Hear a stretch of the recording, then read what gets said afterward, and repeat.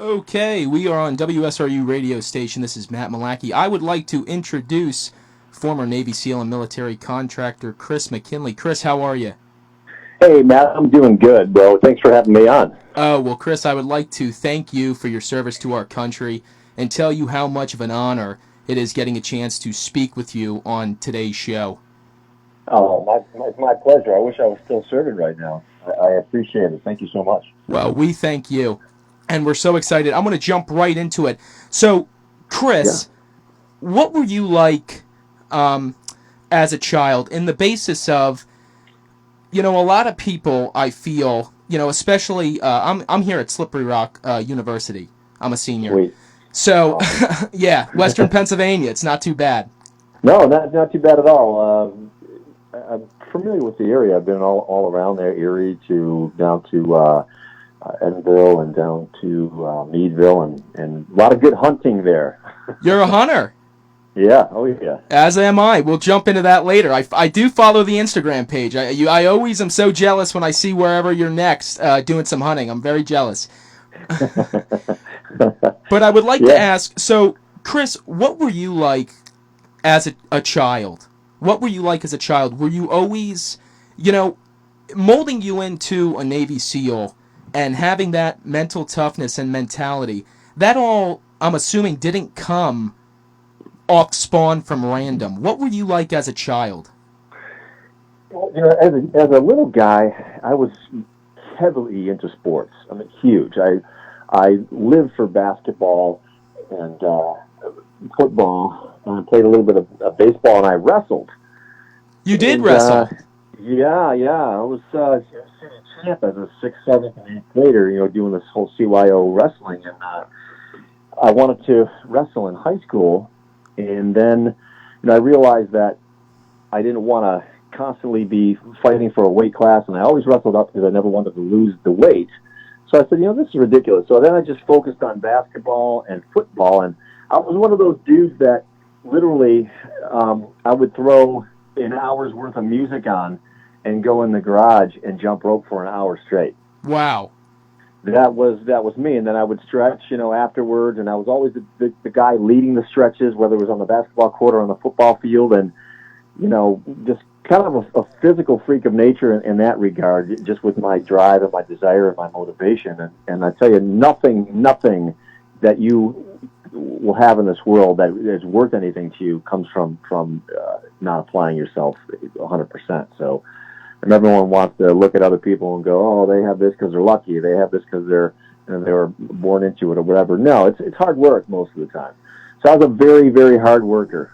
Very hard worker. Wow. Well, that's amazing. Well, it's funny how you do say you wrestled. I remember I was also a wrestler when I was younger, and I remember my father, John, taking me and a friend of mine, and his father. I believe I sent you in the email. It was my friend named Dave, who is now going through the Budge training in California. Yeah. And I remember we were sitting on the mat.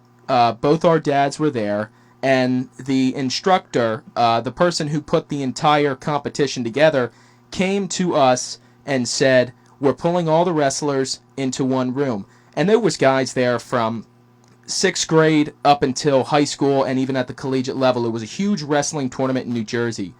And I do remember that it was the most impactful experience because there were 3 men in 3 golf shirts, navy blue golf shirts.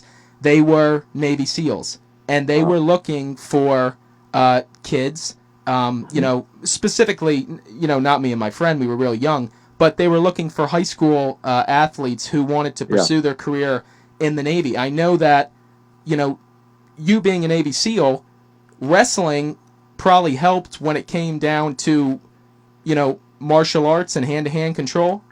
Yeah, without a doubt. And more than that, too, it also helped with discipline. Because when you think about it, when a guy has to cut weight and starve himself and fluid restrict just to get on that scale and make that weight class, that takes a lot of discipline and self-control. And then also as a wrestler, you really are master and commander of your body. You are amazing at doing body weight exercises and making it through sim training. You're doing thousands of push-ups a day, hundreds of pull-ups a day. You're running an obstacle course. You're swimming in the ocean, and you really have to be able to manipulate your body and move your body. So that's why, in my experience, from what I understand and from what I've read, I would say a good deal of wrestlers make it through SEAL training. You have your wrestlers, and you have your triathletes, and then you just have your freaks of nature that are just all around good at anything they do.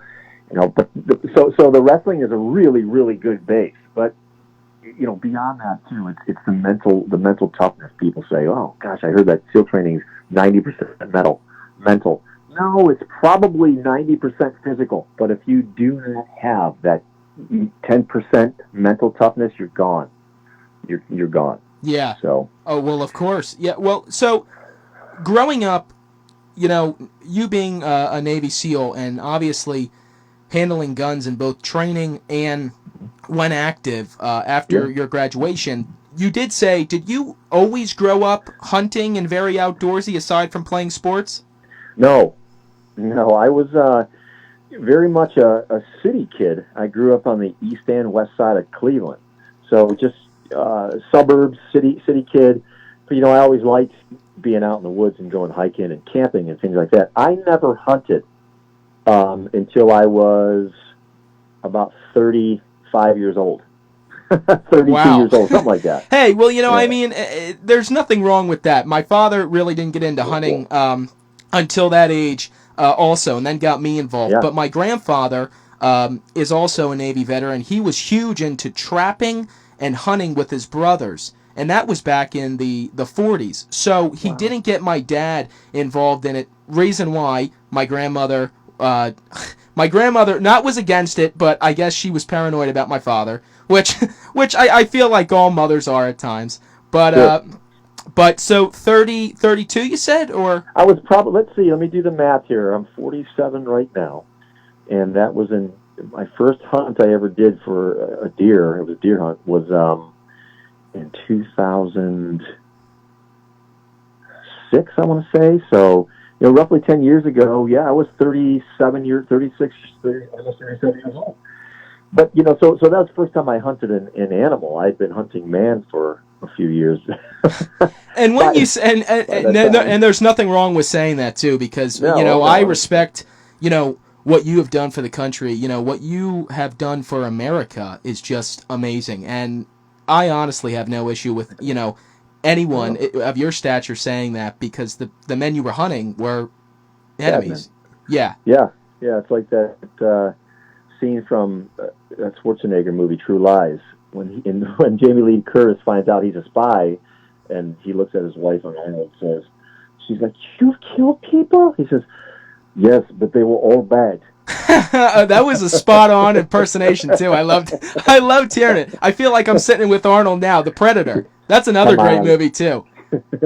Come on, I can talk like this all day. Oh man. Well, hey, I mean, if that's how you want to continue the interview, then we could do it. It's no problem. I do a pretty good Arnold impersonation for sure. But yeah, man. So I was a late bloomer in the hunting, and now I'm putting together two hunting shows in parallel, and a private, not a private, but a pretty upper crust gear line. So the hunting show is called Backcountry Ops. It'll air next fall on the American Heroes channel, and then we're doing a whitetail hunting show. And we don't have a name picked out for it yet, but we're putting a pretty cool new twist on whitetail hunting. I'm not a tree stand hunter or a blind hunter. I'm a spot and stalker dude all the way. When you go to sniper school as a SEAL, it's 14 weeks long. It's the largest, or not largest, but longest sniper school in the military, in any military anywhere. And we spend a whole month on stalking, going across an open field or a prairie, and it could take you 10 hours to go 500 yards. Wow. So very, very slow, very methodic. You've got to keep your camouflage updated. You've got to not make any noise. So, and that's how I hunt. I'll sit in a tree stand for probably 30 minutes until I can glass enough where I can see some potentials, and then I'm on the ground going after them. Wow. And that's what the shows are going to be about. I've only done a little bit of deer hunting and bear hunting. Me and my father, we do a lot of pheasant hunting, small game. Oh, wow. Yeah, we do a lot of pheasant hunting with shotguns. So I love that. We love that. It's, I always say, I called my dad yesterday and I said, Dad, I can't wait to come home for winter break. I just want to break out the Ithaca. He got me a new over-under Ithaca, and I love it more than anything. Oh, no, that's a sweet gun. That's a smooth operator. I love it. I've done a bit of birding myself down in Louisiana on some duck hunts. Got a few teal down there. And one of my buddies is Daniel Hayes of the Mossy Oak clan. Oh, wow. Father's Toxie Hayes, who started it. So he's a big birder, and I have friends out in Montana, so we go fly fishing out there, and we do some duck hunting, and it's fantastic. What I noticed about the hunting community is everyone is just a staunch protector of the environment, and that's what I think a lot of these animal rights groups don't understand. The hunting community, all told, puts billions of dollars a year into the environment. Of course, they don't realize that, So I guess ignorance is bliss, right? Exactly. I could tell you're pretty conservative. Well, it's funny. I'm fiscally conservative, and socially, I have some liberal tendencies. And as far as I was raised Catholic, but my opinion on the whole gay marriage and stuff is like, look, I don't want to see a man and a woman sucking face in public. Yeah. So I certainly don't want to see two guys doing it or two girls doing it. But then there's the whole male hypocritical thing. There's that whole a male pig element. Well, if they're two good-looking girls, I don't mind. Yeah. But my point is like what you do in the privacy of your own home, as long as you're not involving children or animals, I could care less. Of course, I 100% agree with you. And what I realized too is from my travels all over the world and interacting with all races, colors, and creeds is that people are the same everywhere. Everyone needs to love and be loved, to care and be cared for, and to nurture and to be nurtured. Essentially, at our core, all humans do that. So, it's I'm of the idea of live and let live, and let's just if someone tries to kill me for my religion or my faith or hurt my family, then we have a real big problem, and I'm gonna take you out of the gene pool. But until that time, just do your thing. Yeah, of course. It's kind of how I am, and since I was raised Catholic, the whole abortion thing is very, very, a very inflammatory subject still to this day, since Roe v. Wade was passed in '73. And the way I would handle that is I would appoint an all-female committee and just say, look, I don't have a vagina, you guys do. You guys have the uteruses, I don't have either of those parts. You figure it out. And I think in extreme cases of molestation or rape, and I can understand that, but so it is. I would say I'm socially somewhat liberal in some ways, but I'm very conservative in others. Of course, obviously I'm a Second Amendment advocate, but I'm not a gun nut. I've got a couple of precision shooting platforms and a couple of pistols, but I'm not that guy that's in the basement tinkering with loads and reloading and shooting every day. And if anything, honestly, Chris, from how I feel, and this is, and me and my father are not big gun owners either. We have 3 shotguns, and we have one 50 caliber Hawken rifle. Oh, wow. Have you ever seen Jeremiah Johnson? Yes. Okay, same one not the same one that he used in the movie, but once I saw it, my dad showed me that movie when I was a little kid, and I remember it was snowing, and we had like 2 foot of snow, and I spent outside all day pretending with I had like a Red Ryder BB gun at the time, and just pretending that I was him. So, but if anything, you are the person who could say that you have a lot of guns. You've been specially trained. You know what you're doing. That, this comes with this, and you know how to go about it, as compared to, somebody else who is just a huge buyer, which I agree exactly with what you're saying. Yeah, there's a difference between living it and being an aficionado or an appreciator of it, or being a fan. There's a big difference. And certainly I believe that we should ruthlessly defend and protect our Second Amendment at all costs. So I'm a huge Second Amendment advocate. I'm a life member in the NRA, and this is so important. But like I said, I'm not a gun fanatic. I look at them as like an architect looks at a pen or a pencil. or a CAD program. They're tools. They're tools of the trade, and you know what? You have to be very efficient and very deadly with those tools. But you don't glorify them or exalt them, or the world doesn't revolve around them. So it's funny. People think when you're a SEAL, they hear you're a SEAL, they have these preconceived ideas that you're this thinkless, mindless, killing automaton, where that's all you do. And I would argue that couldn't be farther from the truth. As SEALs, we're placed out on the very edges of risk. And oftentimes we're guided only by our moral compass. So that moral compass has to be calibrated and recalibrated constantly. And SEAL training is that initial calibration. In 1 week you're making U.S. foreign policy, and the next week you're enforcing it with extreme prejudice. So in a way, you're consuming your own product. So you better be damn certain that your product is superb and without error. So, of course, and I agree completely. Now, you did mention just there SEAL training.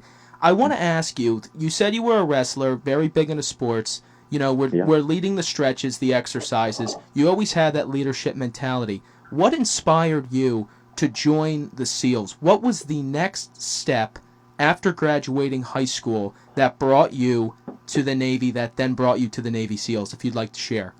Well, that's a great question. I was a bit of a late bloomer in the Navy. I did not join until I was 2 months after my 27th birthday. You believe that? I was 26 years old, and I was on a lunch break from my job at the mortgage company. I was a mortgage broker. I sold A, B, and C loans and did debt consolidation and non-conforming. And I was on a lunch break. I went to this coffee shop, and I picked up this magazine, Popular Mechanics. And on the cover, it had this badass-looking frogman with a Draeger breathing unit on his chest, holding the H&K MP5, dive mask on, wetsuit on, fins tucked up on his wrist. He just looked like a badass. And it said, Wow. Day in the Life of a Navy SEAL. And then there were some sub-articles, what's a typical training week like? And so needless to say, I read the magazine there, and then I folded it up and absconded with it in my suit coat, and got home and probably read it again a few times, upwards and downwards, backwards and sideways, and within a month or less, I had already determined a plan of action that this is what I wanted to do. Wow. And I had just done a scuba diving course, which was pretty arduous. There's a guy in the Cleveland area, his name's John Norris, and he was like a drill instructor with scuba. So I was pretty, well prepared for the underwater portion of SEAL training. So that was the impetus. I saw it, and I had always loved the military. My grandfathers were both Army, Navy. My father was a Vietnam vet. He retired as a lieutenant colonel after 30 years. And, Rambo, when I saw the movie Rambo, that was it for me, bro. I was like, I want to be a Green Beret. Oh, my gosh. Yeah. As a matter of fact, my mom called me, and she said, come over to the house. I want you to pick up some things I found. And she found this laminated, remember that contact paper that you can put on, like, workbooks and when you're in grade school so they don't get, this plastic coating that you have to put your book on and cut it out and laminate the book. Of course, and hey, I would be putting it on. I would be putting it on that too. Honestly, in my opinion, I would cherish that more than I would cherish my homework.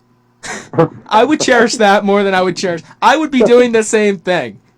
So she found this ID that I made, and it had a picture, like one of my grade school pictures in the upper right corner, and it was an Army ID that I made, and it had all these qualifications: sniper, explosive expert, free fall expert, blah, blah, blah, and it's funny how I created that story in my brain, and then that's what I wanted to be, and that's what I wanted to do, and, fast forward 13 years later, and I'm doing all those same things and getting all those same qualifications in the Navy. My father comes to my bud's graduation, and he's wearing his Army Class A's, and the whole left side of his chest is just covered with chest candy, and he's a colonel. Lieutenant Colonel, and all the buds instructors were like, "Why don't you tell us your dad was like a, American hero?" And I'm like, "He's in the Army. What do you think? I'm crazy? I'm not going to tell you my dad's an Army colonel. If Buzz is brutal enough, I don't need to get beat any longer or any harder." Wow. Oh man, that's so funny. Yeah, that's too funny. Well, I mean, once you entered into the Navy, was there a process? Because did you go? Did you request the SEAL training right when you went to enlist? Because I know I did read up Yeah. and see that I guess recently they put in that you're able to now request the speed up process with the special forces. But is that how you went about it? I did, and it was just it was called a different name at that time. They had what were called dive fair, like FAIR, dive fair contracts. You could be so I signed up for what's called a dive fair corpsman. So the process was you go to boot camp. If you pass the SEAL screening test during boot camp, you get assigned to Naval Special Warfare. And upon graduation from boot camp, you go right to SEAL training. You don't have any other Navy job. And then when you graduate SEAL training, they send you to Fort Bragg at the time, when they still do it, is the JFK John F. Kennedy Special Warfare Center, and you become an 18 Delta medical sergeant. So you become a corpsman. And if you were in the Army, you'd be an 18 Delta, a medic, an Army medic on an SF team, on an A team, an ODA team. So that was my track. That's what I did. So I never, ever had another Navy job. The Navy called me a corpsman before we switched to being SOs, or special operators. But I never did any other duty other than a SEAL, and then I was a SEAL medic for the guys. Wow. But I was also a breacher, so explosive entry, manual entry, and a sniper, free fall, dive master, all this stuff. So yeah, so that was my track. I fast tracked right through. But yes, now you can take that. You have to pre-qualify for SEAL training, and a lot of guys are doing amazingly well in that pipeline before they even get to boot camp. They're already blowing that screening test out of the water. And in a lot of ways, I wish I would have been able to go through that process now. I think the end product now is a lot better than the end product was 10 years ago, 15 years ago. It's fantastic. You got guys coming into the SEAL teams who are 25, 26, so they weren't too much younger than I was, but they have master's degrees and bachelor's degrees, and they have this professional air about them, and they can follow orders, and they know the chain of command even more so because they worked in corporate America. So it's an interesting, eclectic crowd. Everyone's super smart, super motivated, and the officers enjoy the fact that the enlisted guys working for them and with them are heads and tails, heads above the others, regular Navy, regular Army, regular Marines. So, wow. Well, that's amazing. Now, going into the training, I remember my dad, when I was in 6th grade, my dad bought, because he is a huge, buff on what you guys do. He loves reading the books. He is actually, has already read the book that you are in, Undaunted, and I'll get into that more later. He loves it so far. I've read bits and pieces. He's literally sent me probably about 20-something picture messages of different passages through the book. How cool is this? How cool is this? And literally, it can't keep up. Yesterday, my phone shut off. He was sending me so much stuff. So I mean, you're his biggest fan right now, aside from myself. So how old is your dad? He's probably my age. My dad is 52, I believe, or 53 years old. He's got me by 6 years. That's about in the same ballpark, though. Yeah. Well, that's fantastic. It was an Amazon #1 bestseller for 12 straight weeks, and it's still in the top 10. Sometimes it's in the top 5. And the stuff that, and I tell everybody that that's a book that everyone should read. There's, that's proof. The stuff that's in that book is why it is a bestseller. It's so amazing, and I cannot wait to get into that later in the interview, because the stuff that I've read in that book is just something that you normally don't see, and that's why I am so happy that you produced that book. I really do love it. Well, thank you. That means a lot. It's we can get into some questions when you want to talk about that. I'll be very happy to. Fantastic. So now, getting into the training of buds, mm-hmm. What was that like? I remember my dad brought me home a DVD. It was on Class 234. Yeah. And that was, something that was so cool. And I remember going out and just running up my road. And literally just going on a run up my road. And my mother was happy to see that I was, working out. This was the time that I was, trying the wrestling. But I just remember trying to pretend to train and, be like you guys. I went to Home Depot and I spent money and bought an American flag like I was the militiaman and hung it up in my room. And it was just something that was so inspirational. But what was Budge training like for you? If you could summarize the beginning to the end and tell me a little bit about that. Well, in general, it's a meat grinder, literally. The failure rate, the attrition rate is on average about 90%. So only 1 in 10 guys that go there make it. And they tell you that on the first day when you're in formation, when your class is forming up. They said, everyone look in front of you, look behind you, look to the left, and look to the right. Only one of you will be standing here 10 months from now. Wow. On graduation day. And that's true. We had a huge class. I believe we started with like 261 guys. We lost 100 during Hell Week.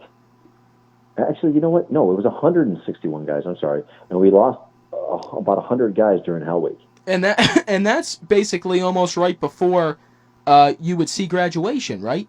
No. Hell Week, at that time, and I think it's back to this schedule, Hell Week was the 5th week of training. The entire 5th week of first phase was Hell Week.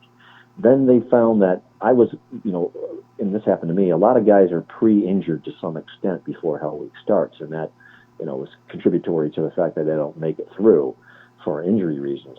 So they pushed it to the 3rd week. And now I think they may be back to doing it on the 5th week. But yeah, so we lost 100 guys during Hell Week, and then so we were left with 61. And I think we lost another 10 guys, and then another 10 guys were rolled into the class from previous classes where they were injured. So we finished with 61, and that was the largest graduating class in the history of SEAL training, and it still is. Wow. And what they found when they looked at our statistics was we had the highest test scores, because you take tests like dive physics. You have to know all these dive physics principles, Gay-Lussac's principle, Archimedes' principle, Boyle's law, Charles' law, that whole thing. And then our physical scores were the highest. We had everyone in the class was running the obstacle course in under 7 minutes, and you had to be under 10 minutes. So we were like well under that. But it is a meat grinder. When you first get there, you don't know what to expect. I mean, I read a couple books, but at that time, in 1996, actually it was like the spring of 97, there wasn't a whole lot out on SEAL training. There was like 1 or 2 books, 3 books maybe. Marcinko had some books out. And, I have looked at his book as well as my dad. Yeah, Richard Marcinko. Yeah, Road Warrior is a good book. His first book was probably his best. But so you didn't know what was going on. You were literally thrown to the wolves, and there's a lot of benefit to that, because you either rise to the occasion or you get the hell out of there. A lot of times today, dudes want to know everything. I want to know what's going to happen to me every single second. It's like it's kind of I don't think it's the way to do it. There should be some fear there, some angst, some lack of knowing that keeps you going, because adrenaline's a powerful thing. So it's very tough. It's like I said, a high failure rate, a high quitting rate.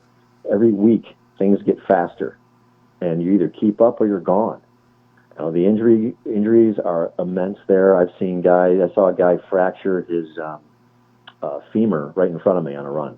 Wow. It just pop. I hear this pop, and he falls to the ground. Oh my God! Wow, that's insane. Now, and did that ever, make you think that, is this going to be it? Now, am I going to make it through? Am I going to keep going? Or did you ever at any point say to yourself, I want to quit? I had one moment, and it was during Hell Week, and it was Wednesday night. It was probably actually Thursday morning. It was like 2:30 in the morning. And I looked up at the stars. I remember it was a bright, clear night. The stars were just massive. And I looked up and I said, God, why am I doing this to myself? And as quick as that thought came into my mind, I pushed it out and said, well, because, this is what you want to do. You spend a lot of money to get here. I had to have surgery done on my eyes to make my eyes within specs. I gave up a girlfriend back home. I basically transformed my entire life to get there and took a huge pay cut. I went from making $65,000 a year to making $12,000 a year in the Navy. So I gave up a lot to be there. And my idea, Matt, going into it was the only way I'm leaving to go Coronado the Strand is in a body bag. Wow. That was my bliss. So I did have that one moment. But, when guys quit, you cheer because that just makes you that much tougher. Literally, your classroom, learning hydrographic reconnaissance or learning about a machine gun, and you hear ding, ding, and everyone looks at each other. You're like, wait for it. Ding, and everyone's like, yeah, fuck yeah. How can I say that word? Oh, no. But that's okay. That's okay. You didn't know. It's all right. So that the guys are, you're elated when somebody quits because you don't want to be around quitters and losers, and it makes you that much tougher. It means you're that much tougher and harder and stronger. So it's a meat grinder. It's very unforgiving. It's the Captain America factory. We breed patriots there. We breed underwater gangsters. And, a lot of special forces guys, all special forces guys can shoot, move, and communicate. But we do all that underwater, which increases the difficulty by a factor of 10. So that's why, I'm biased, very biased in my opinion. I think that SEAL commandos are the world's toughest, best, and brightest commandos. The concentration you have to have on a 6, 7, 8-hour dive at night underwater in an enemy harbor, it takes a lot of balls and it takes a lot of wherewithal and situational awareness and patience and smarts and just tenacity. So, I'm very fortunate to consider myself a part of that community. I feel very, very lucky. Wow. Well, and we feel lucky to have you because, like I said, what you've done, other SEALs have done is amazing. It's literally, the equivalence to the superhuman. And, the stuff that you gain and what you're telling me is just so amazing. And it's one of those things that I personally believe that you don't realize. And I would never be able to realize that. My friend would never be able to realize that. You've been through it. You had that, wake-up call, or not a wake-up call, but that instinct of pushing it away and going back into the training is just so amazing and so hard to wrap around a regular civilian's, head. Yeah. Oh, it is. It's hard. It's like another universe. It's like a parallel universe of pain. But the training has to be that hard because there's times on the job as a SEAL that it's worse.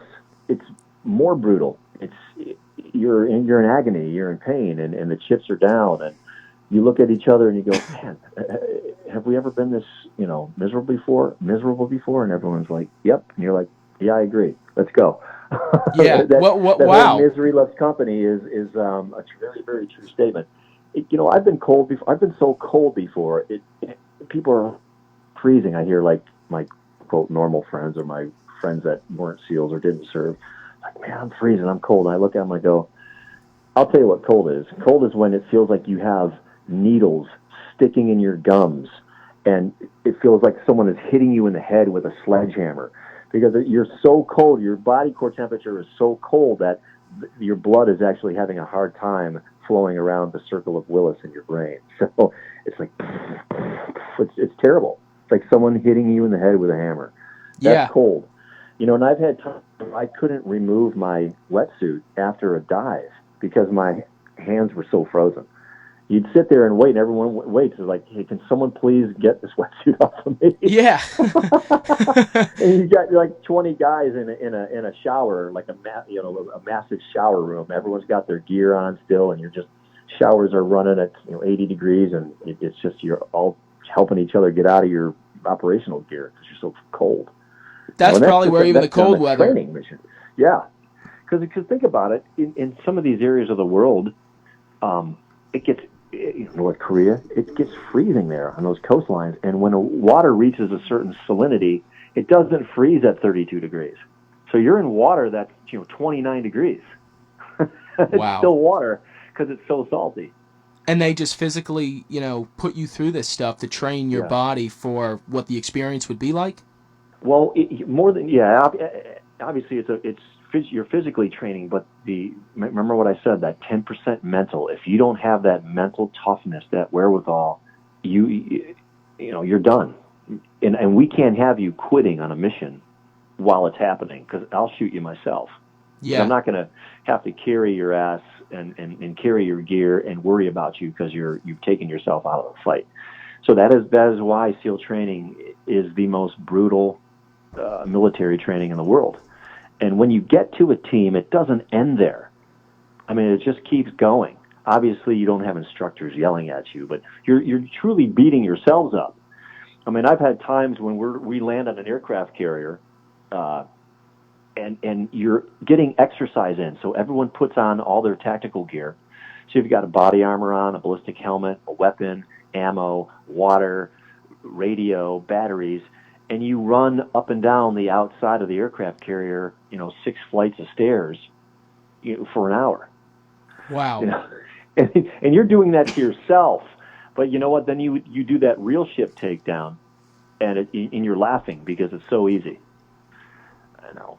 So that's where we get that saying: the more you sweat in peace, the less you bleed in war. Wow. That is real. And that's how I even, 100% respect and, just have been so inspired by listening to that quote you just said. The only way I'm leaving from Coronado is in a body bag. And that's just amazing. Now, did you watch, on a random note, before you went that DVD 234, or were you the class before? Or I was class 215. Oh, wow. Okay, so they came And out with that afterwards. there's roughly 5, sometimes 6 classes a year. So that was 20 classes after me. Were So those instructors 4 there years for after your me. class? No, they switch out every 3 years. Okay. It's funny. I think one or two of those instructors were at Team 8 with me, and they left to go be BUDS instructors.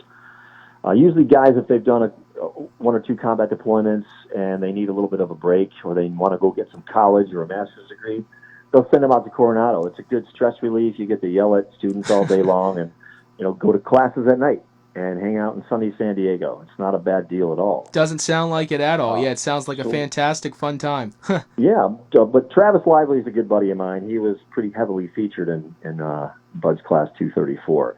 He was that short, stocky, round, pumpkin-faced looking dude named Travis. I know. I think I know exactly who you're talking about. Was that the guy? Now he was an instructor, or was he a student? Yeah, he was a student. He was a student. The camera was always in his face. He had a smile as wide as Texas.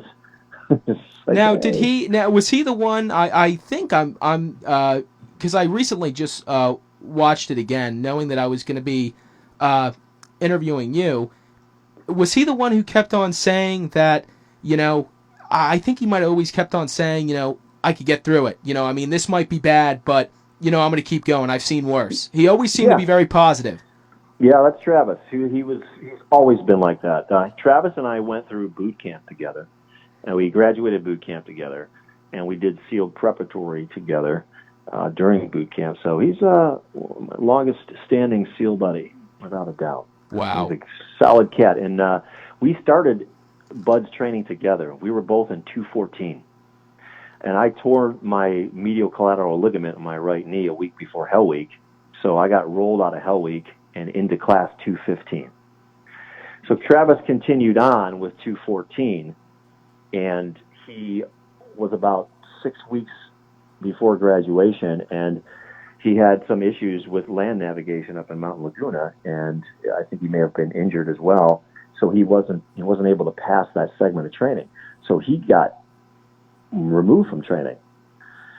So I graduate with 215, and he leaves from 214. They send him back to the fleet.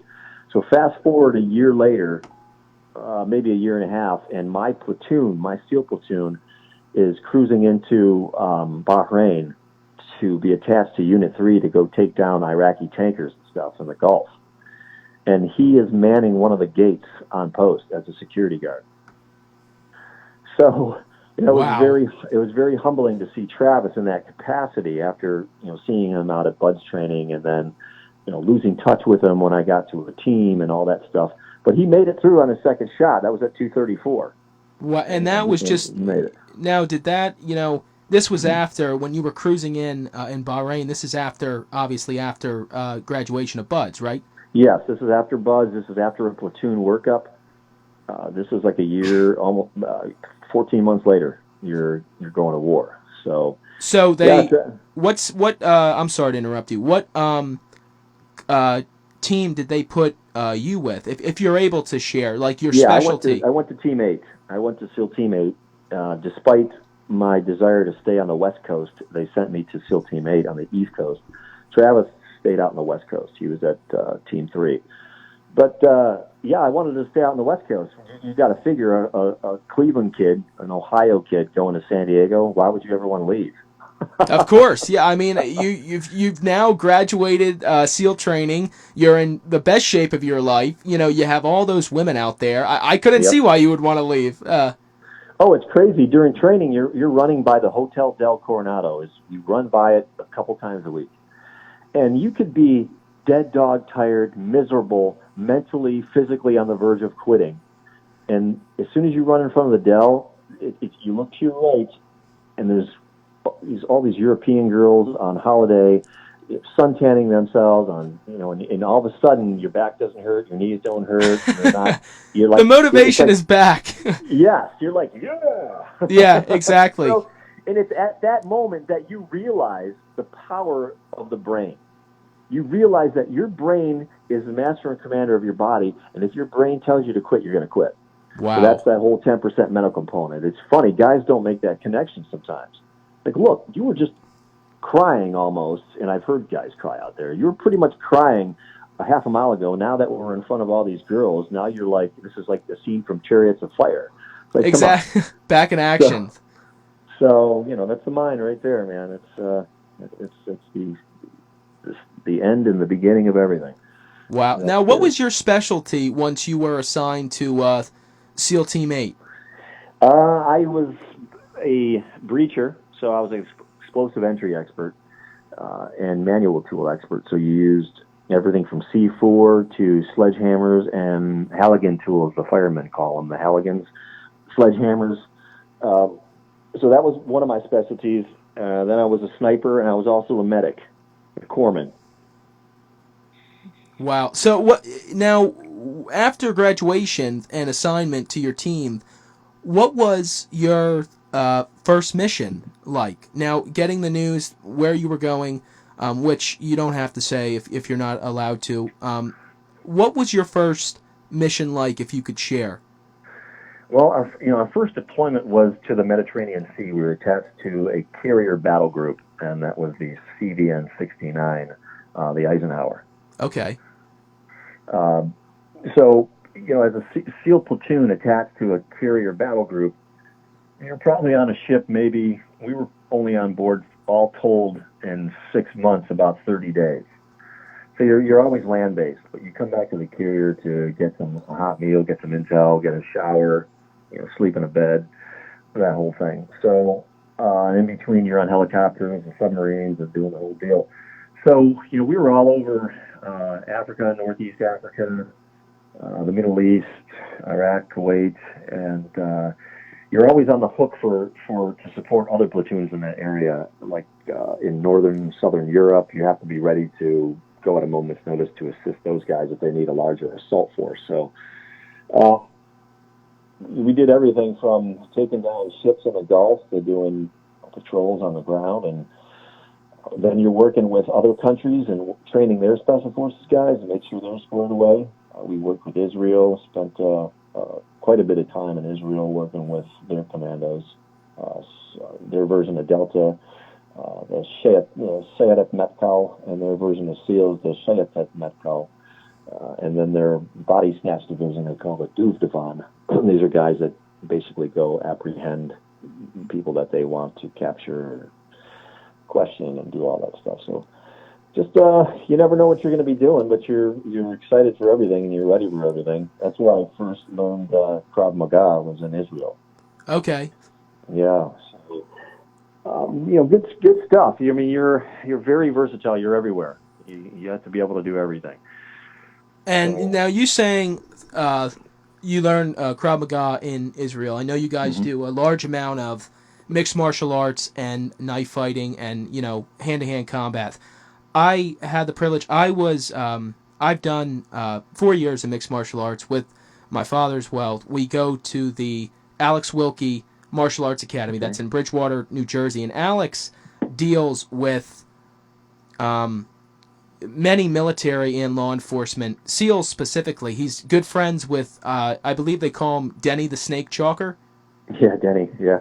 He's good friends with him. And yeah, exactly. Could you imagine my 53-year-old father, me and him were getting in the ring. We got in the ring. We were, we were doing the training, and we said to Alex, let's do it. We're going to jump in the ring. And I remember we got in the ring, and I'll tell you what, I have had, if I've ever mouthed off, I've had a lick once or two. But, my dad was able to hold his own against me in the ring, which was kind of funny. But, going to the Systema training and, learning from Alex, and he was learning stuff, specifically what he shows the military, Navy SEALs, and law enforcement.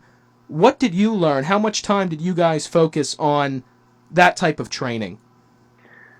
A fair amount, and guys take it to the next level where they even do it on their own time on their free time. And they go to like the BJJ dojos in the Virginia Beach area or San Diego area, which there's a few. Some of the Gracie, Gustavo schools, and good stuff. So we have our own system that we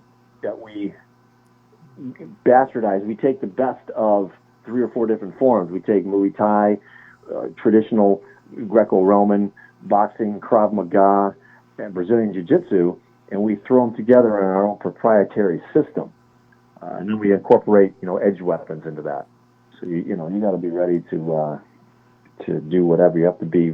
Our form of martial arts is very, very offensive, like very.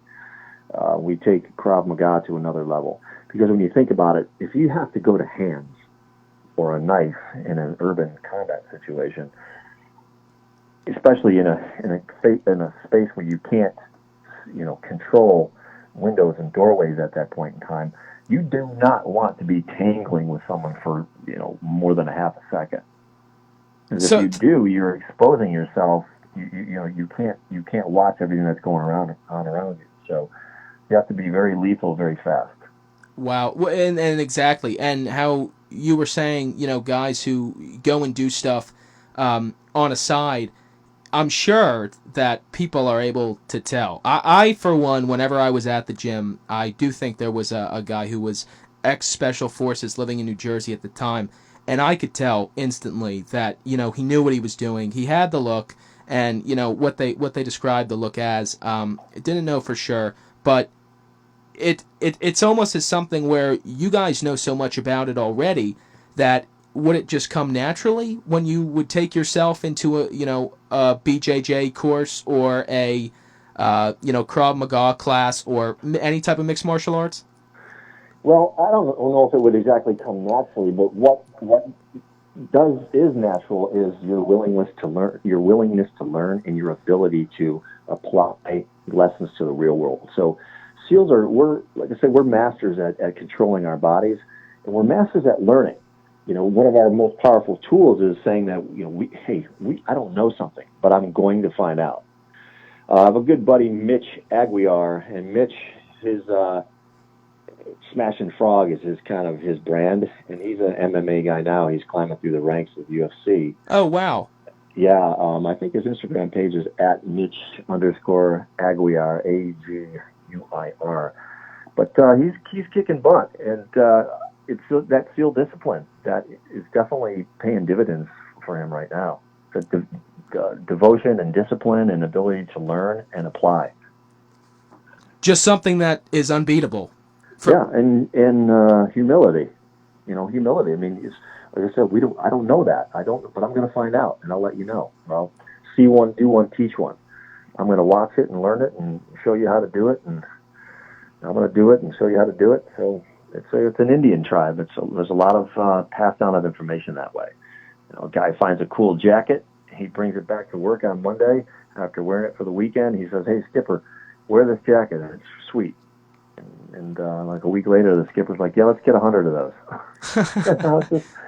We use stuff that works. We use the best stuff. It's got to make sense, and it's got to look sexy. We have this term, combat sexy, where not only does that piece of equipment have to look cool, but it has to work. But it has to look cool. Yeah.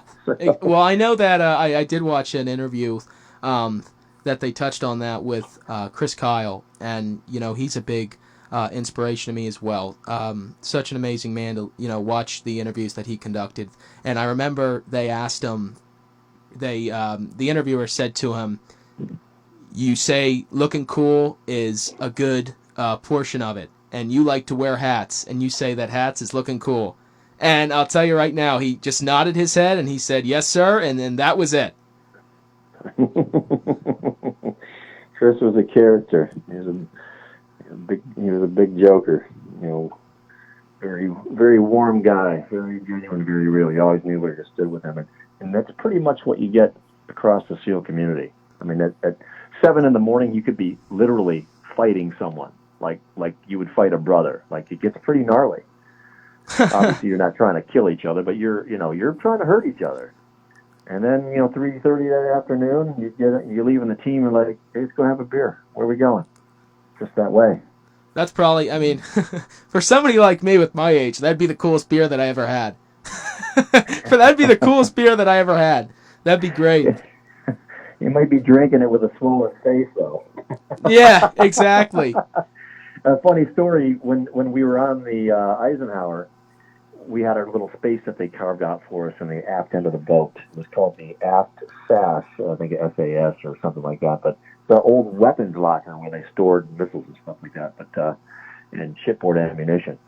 So we set up this huge wrestling mat there, and we would roll. We would all roll and literally beat the crap out of each other. Then we'd go upstairs and eat. There was a galley, a mess deck right above us.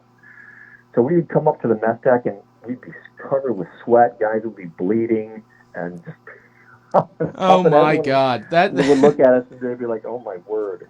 But it's all I mean, from what you're saying, it sounds as if it's just, it strictly takes a specific person and mindset to obviously want to do what you've done and what you've accomplished, and applying that to anything, just how you were saying, would beat the crap out of each other, and set up the wrestling mat, and would have a beer at 3:30, but in 7:30 you guys might be kicking each other's ass a little bit.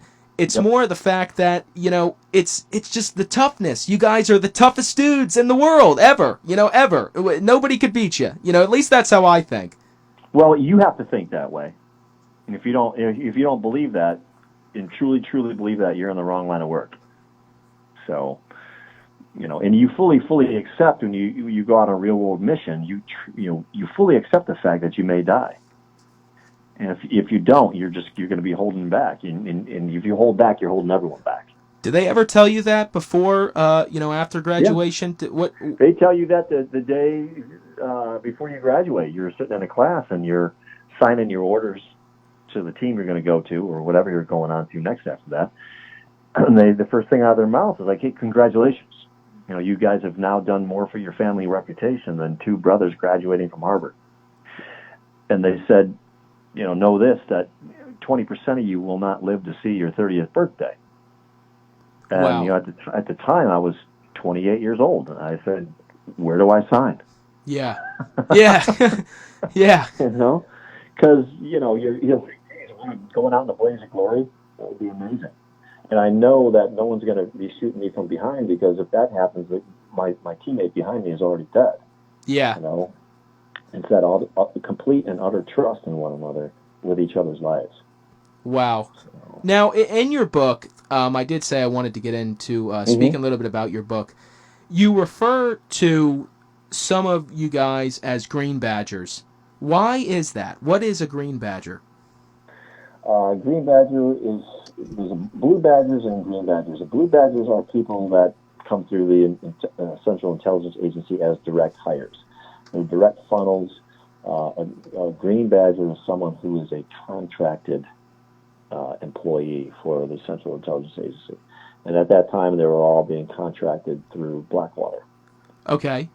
So that will be like someone directly working for the State Department or being a contracted State Department employee and doing GRS work, or Global Response Service. GRS is the organization that Tyrone Woods and Glenn Doherty were working underneath when they were killed in Benghazi. In Benghazi, which I also did see that. I actually own that movie, 13 Hours. Such an 13 hours.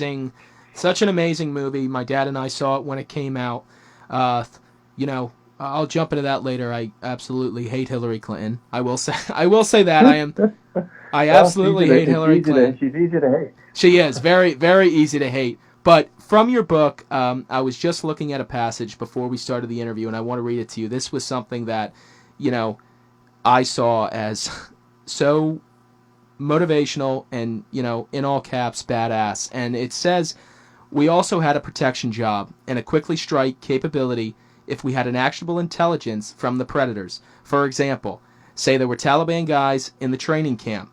We would and could go and take that camp down. That was the most badass passage I have ever read in any book, ever. That's funny. Why? Why does that resonate with you? It for me, that you put in there, we could go and take that camp down.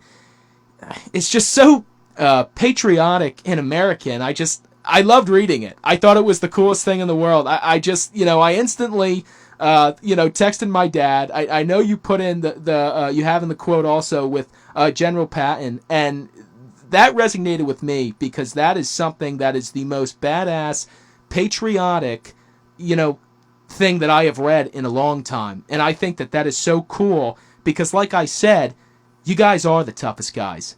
And, I would rather spend time speaking with someone like yourself than any NFL player or anyone. And you don't want to talk to Colin Kaepernick? Come on. No, I don't want. Trust me. No, I just had a long conversation with my grandfather about Colin Kaepernick, and I can tell you right now, he does not like him either whatsoever.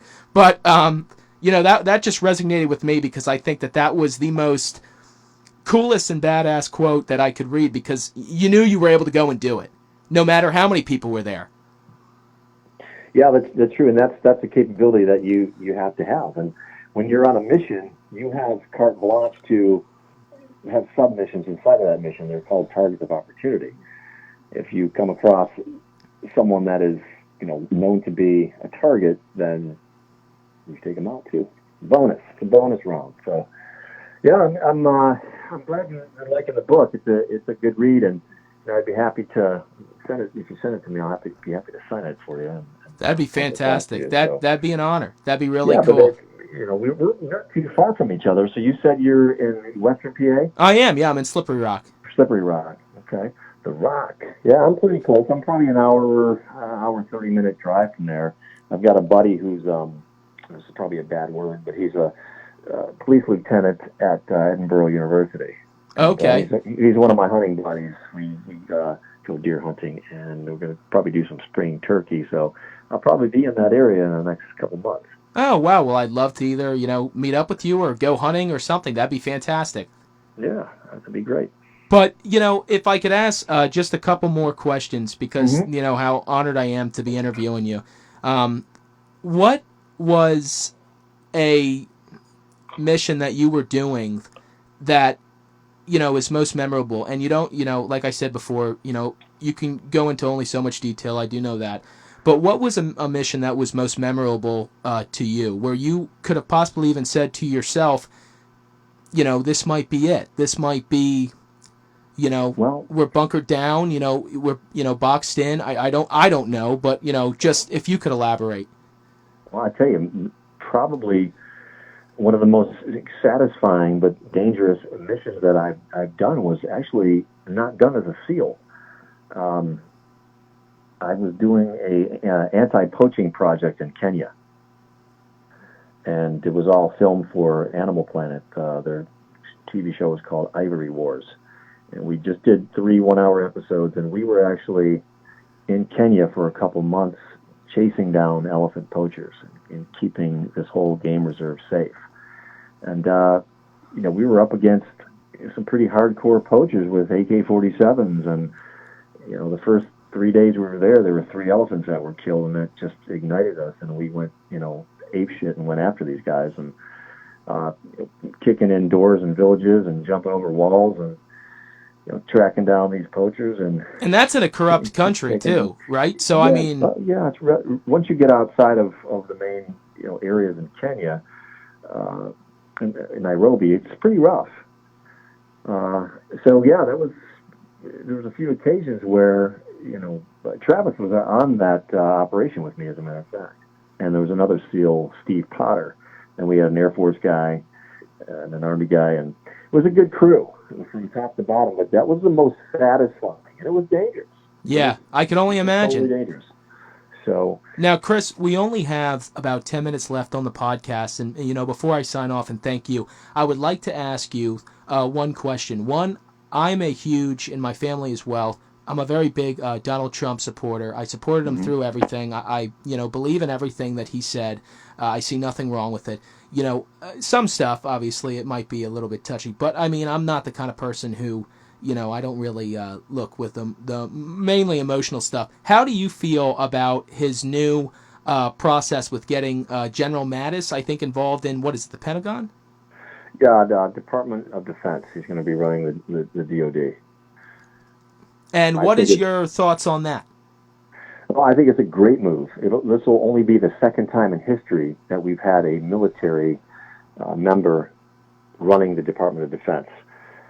He's going to need a waiver because you can't have done it within the last 7 years. You can't take that position. And I don't think that'll be an issue. But I think he's the right man for the job. He is very Patton-esque.